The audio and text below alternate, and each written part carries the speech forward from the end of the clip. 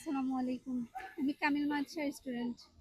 আমরা ও মাদ্রাসাত প্রায় ১.৫ থেকে ২,০০০ ২ থেকে ১,৫০০ স্টুডেন্ট পড়ালেখা করি। দেন আমরা মাদ্রাসা একটা মেইন রোডের কাছাত। এটা কি ১২ ইয়ারলে আমরা অনেক নার্সারি স্টুডেন্ট সকল বারোনির পরে তারা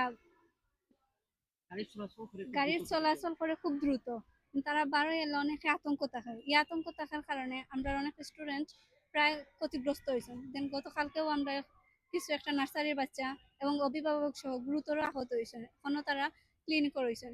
দেন আমরা প্রশাসনের দৃষ্টি আকর্ষণ করলাম যে আমরা এই সঠিক ব্যবস্থাপনা করে দেওয়ার লাগে। আমরা স্পিড ব্রেকার দেওয়ার লাগে যাতে আমরা নিশ্চিতভাবে মানে মাছা থেকে বারোইয়া সুন্দর করিয়া বাড়ি যাইতাম পারি।